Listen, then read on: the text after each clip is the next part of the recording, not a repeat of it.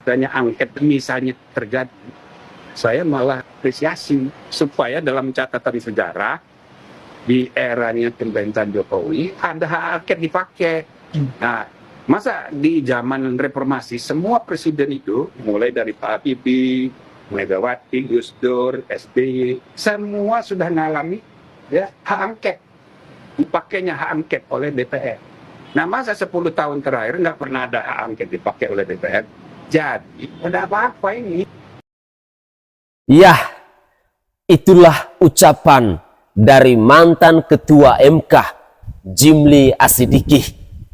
Dia entah bicara fakta atau mau menyindir, kita pun tidak tahu. Dia bilang, cuma di era Presiden Joko Widodo, DPR sampai sekarang belum pernah menggunakan hak angketnya. Padahal, hak angket adalah salah satu wujud dari check and balance yang bisa dilakukan DPR kepada pemerintah. Hak angket adalah bukti bahwa DPR RI betul-betul bekerja menjalankan tugas dan fungsinya. Justru tanpa hak angket itu tidak sehat untuk catatan demokrasi selama 10 sampai 20 tahun ke depan. Ada periode kepemimpinan Jokowi selama 10 tahun ini, tapi parlemennya kok membel. Jadi begini, memang semua presiden pernah mengalami hak angket. Saya jelasin secara singkat ya. DPR pertama kali menggunakan hak angket pada tahun 1950-an. Itu di era Soekarno. Saat itu hak angket DPR diusulkan untuk menyelidiki untung rugi penggunaan devisa oleh pemerintah. Pada tahun 1980-an, DPR menggunakan hak angket untuk kedua kalinya. Ini terjadi di era Soeharto. Hak angket ini muncul karena DPR merasa tidak puas dengan jawaban kepala negara terkait kasus yang berkaitan dengan Hathahir dan Pertamina. Di era Gus Dur, DPR juga menggulirkan hak angket. Awalnya terjadi ketegangan antara Gus Dur dan DPR, sehingga terbitlah dekret pembubaran parlemen pada tahun 2001. DPR lalu melawan balik dengan menggulirkan hak angket menyelidiki dugaan korupsi Bulog atau dikenal dengan skandal Bulogate. Gus Dur saat itu dituduh terlibat menyelewengkan dan milik Yayasan Bina Sejahtera Bulog itu. Selain itu, DPR juga memakai hak angket untuk menyelidiki aliran dana sumbangan sebesar 2 juta dolar dari Sultan Brunei Hassanal Bolkiah untuk rakyat Aceh. Skandal itu dijuluki Brunei Gate. Dua hak angket inilah yang kemudian membuat nasib Gus Dur sebagai presiden berakhir. Dia dilengsarkan melalui MPR pada tanggal 23 Juli tahun 2000. Di era Megawati Soekarno Putri juga ada hak angket karena ada dugaan penyelewengan dana non-budgeter Bulog yang merugikan negara hingga 40 miliar rupiah. Dan di era SBY, hak angket terjadi paling sering sepanjang sejarah. Saya tidak tahu berapa banyak hak angket yang diusulkan, karena ada yang bilang 14 dan ada pula yang bilang 18. Tapi yang dilakukan ada 5. Intinya di era SBY jumlah hak angket itu pecah rekor. Beberapa hak angket yang terkenal misalnya hak angket tahun 2005 untuk menyelidiki kasus penjualan 2 unit kapal tanker Pertamina.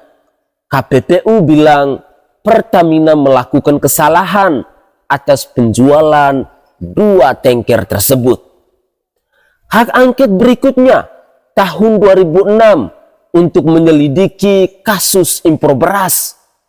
Tahun 2008, hak angket kembali dilakukan untuk kasus bantuan likuiditas Bank Indonesia atau BLBI. Pada pemilu 2009, daftar pemilih tetap atau DPT jadi masalah. DPR kemudian mengajukan hak angket yang disetujui dalam sidang paripurna DPR. Di tahun yang sama, DPR juga mengusulkan hak angket untuk kasus Bank Senturi. Sebenarnya, hak angket era Jokowi pernah satu kali terjadi, tapi itu untuk KPK soal kasus IKTP yang mana Setia Novanto adalah tersangkanya. Kalau hak angket khusus untuk Presiden Joko Widodo ini belum pernah terjadi.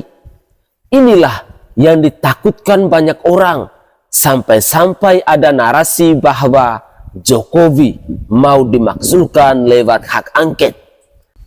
Entah siapa yang menggoreng isu ini, padahal hak angket itu tidak bertujuan untuk menggulingkan Presiden Jokowi, tapi untuk mengusut kecurangan pemilu yang masif. Saya merasa bahwa narasi Jokowi dilengsarkan ini sengaja dibuat untuk memanaskan gejolak politik. Saya pribadi memang tidak setuju Jokowi itu dilengsarkan, karena bakal banyak keributan yang akan mempengaruhi stabilitas ekonomi dan politik di bangsa ini. Saya cuma setuju kalau hak angket untuk mengusut kecurangan pemilu di tahun 2024 ini. Terlalu berlebihan kalau hak angket ini untuk menggulingkan Presiden Jokowi. Lagian, kalaupun itu tujuannya, ngapain juga? Toh, jabatan Presiden Joko Widodo ini tinggal hitungan bulan. Bulan Oktober nanti, Joko Widodo akan pensiun 6 bulan dari sekarang lamanya. Tampaknya memang banyak yang gelisah kalau hak angket itu akan gol. Ada beberapa pihak yang diduga cawe-cawe supaya hak angket ini tidak usah digolkan. Untuk hak angket ini, saya harus akui salut buat Bapak SBY. Hak angket paling banyak terjadi di era SBY dan dia aman-aman saja. Pemerintahan terus berlanjut, tetapi di era Jokowi baru mau diusulkan hak angket saja, kayak petir yang sambar di siang bolong. Entah apa yang ditakuti. Mungkin ada yang disembunyikan dan tidak boleh bocor ke publik. Begitulah kira-kira. Saya Sainai dari Provinsi Nusa Tenggara Timur. Saatnya kita yang rakyat jelata harus berani untuk bersuara. Salam hormat, salam NKRI, dan salam Pancasila untuk kita semua.